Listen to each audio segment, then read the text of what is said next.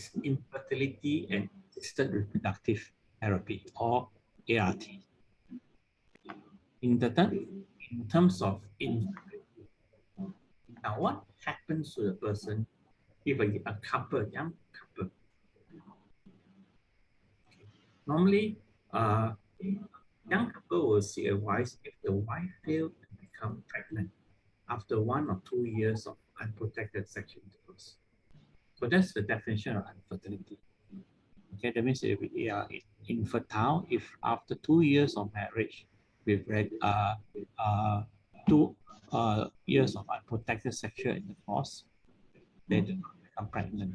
Then we begin to look out or examine and try to search for causes of infertility.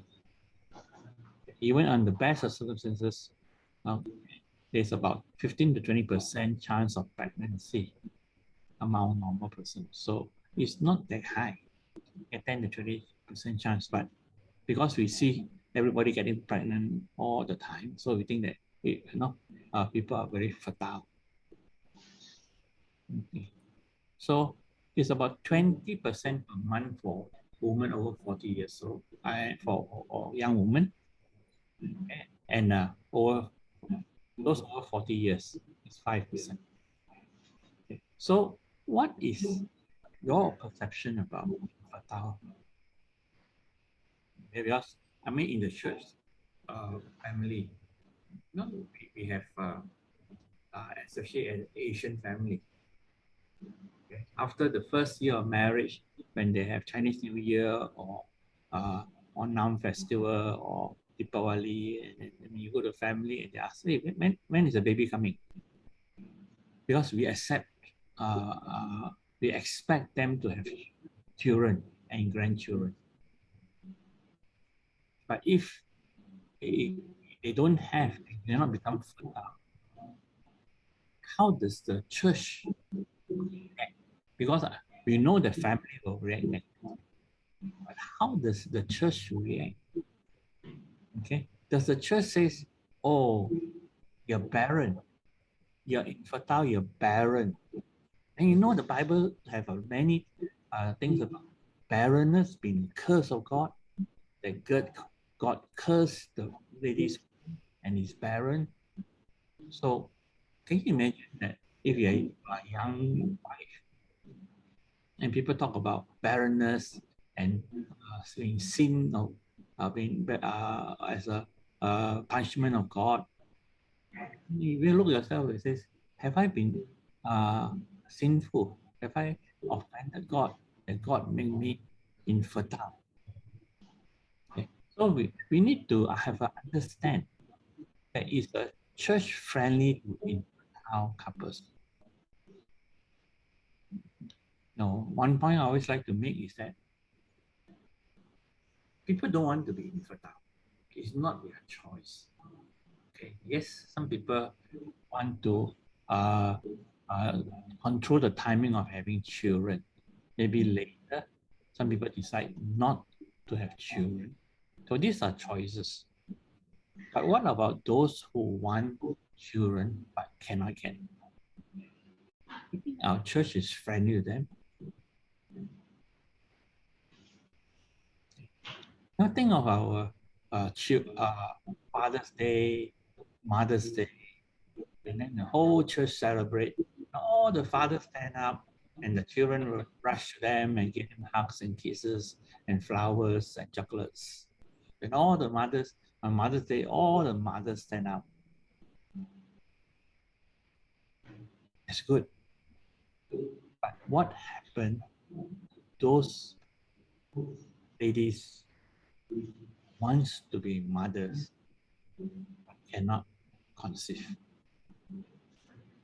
You know what happened to them? They sit in the congregation and you see all the children rushing around. They cringe. I don't know whether you are aware of them or not. I don't know whether church will uphold them or not. But it's something that you should think about. That there are people who cannot have children. So how does the church be loving towards them. And so something to think about, that if infertility, is it a curse or a blessing? Okay. And more often the question you want to ask is that, why do you want to have children? I don't think we ever ask this question. Okay, very few people I know really ask this question, why do you want to have children? Okay, we want to have children because it's a status symbol, right? Hey, I'm fertile, I have beautiful children. Okay, some of us live through our children. Okay, because we cannot go to university, we make sure that our children go to university. We cannot play music, okay, because our childhood is bad. So we make force our children to play the piano, go to the ballet lessons. There are those who have children to secure inheritance, make sure that you get a piece of the grandpa's or grandma's property through sexual powers, marital power. Okay. You'll be surprised at how often children are used as a weapon in a marriage that is dysfunctional. The wife says, if I have a child, I will bind the husband, he won't run away. So as we think about, as pastors and all that, we have to be aware. Okay, why are they having children? Okay, and whether it's good. But what happens in such case where a person, is really, really infertile and come to you and ask, Pastor, I heard that this thing called in vitro fertilization. So is it okay or not for Christian to get in vitro fertilization? Okay. In vitro fertilization is what we used to call test tube babies. Okay. Not that they are grown in a test tube. But what happened is that the egg is collected from the ovary, okay, and then the egg and sperm are fertilized in the test tube. That's why I call test tube baby. But actually, it's not a test tube. They use a petri dish. Then the fertilized egg becomes the embryo, which are transferred and implanted into the uterus. So that is in vitro fertilization. So church member comes to you and says, Pastor, is it okay to go? What is your answer? Yes or no? Okay. Because some pastor says, this God has made you maybe it's has not made your womb barren. So why don't you just accept that and pray for the Lord to open your womb? Why do you want to go through this? And this is unnatural. And because the natural way to be pregnant is to have sex and fertilize it. You're getting fertilized in the test tube and implanted. So this is unnatural. I have even heard a pastor call this the devil's spawn. So you can see that the reaction to new technology. And I'm not too sure whether many of the pastors actually know what is in vitro fertilization or what is test tube babies. But they already say no because it's not natural. So when you counsel people, what would you be saying? Okay, people say, oh, the baby will be abnormal, because it's fertilized outside. But it's not true. The first one was done in the in 1978. Okay, well, earlier. I mean, and the first test tube baby was Louise Brown. Okay, so she is the first test tube baby fertilized in a petri dish and then implanted. She grew up well, normal, and she have, this is a picture of her having a baby. So people are not harmed by this method. They are actually, the infertile couples are actually able to have children, okay, and the children are normal. So this is test tube babies, in vitro fertilization. So there are different types of fertilization because, for example, if the husband cannot produce sperms or something is not wrong with abnormal about sperm, then you can have sperm donation. Same thing, if the wife has the eggs are abnormal, then you have egg donation. If both the sperm and egg are abnormal, then you can have embryo donation. That means you use somebody's sperm, somebody's eggs, and you fertilize it, and then you implant the embryo and treat it as your own. Okay, these are different gifts, and these are the different ways.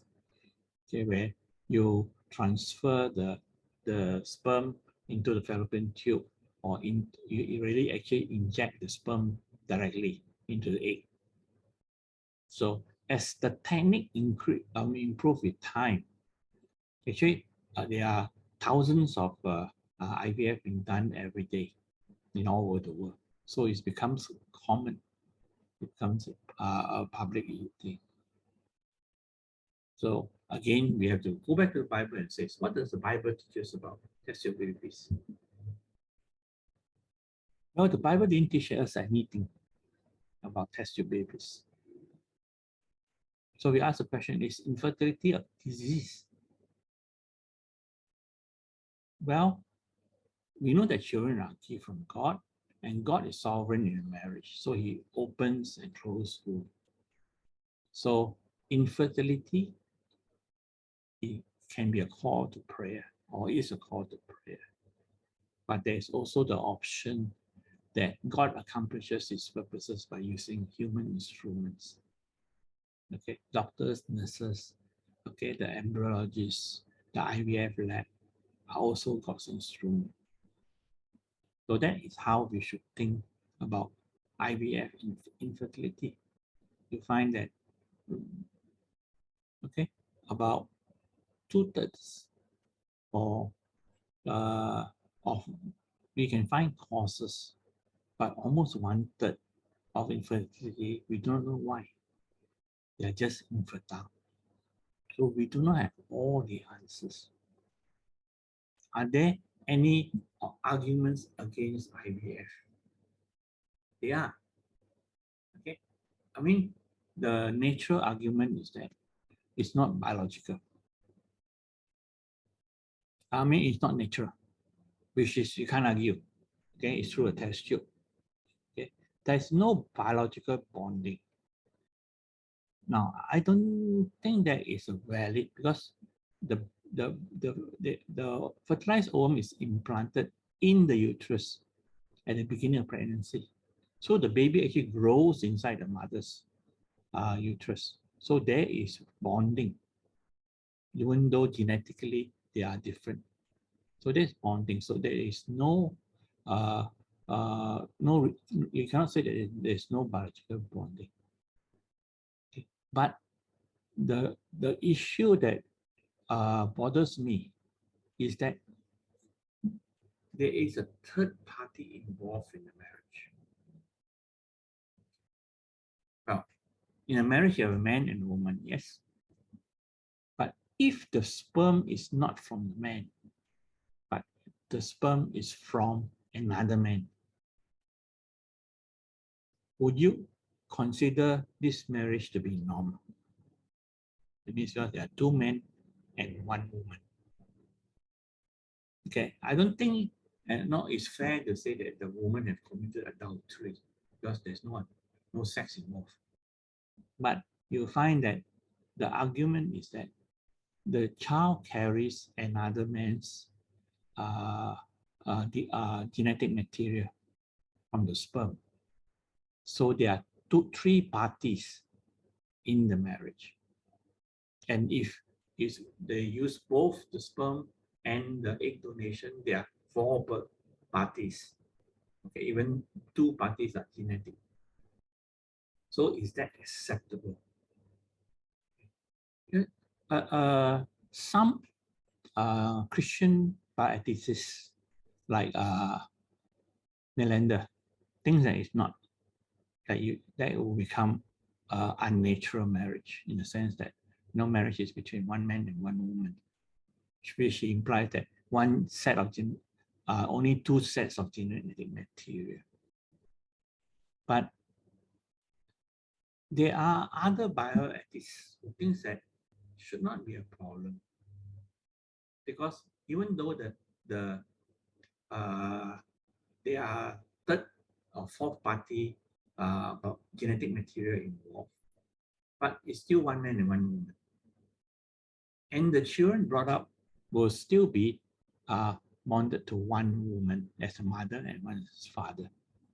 And the argument they put forward is, if you do adoption, then you adopt a child and make it part of your family. So actually the family has, the adult child has 2 sets of genetic material, and the original, the father and mother has 1 set each. So it's again a 4 parties type, especially in adoption. So I leave it to you to decide what you think about IVF, and what are we supposed to do that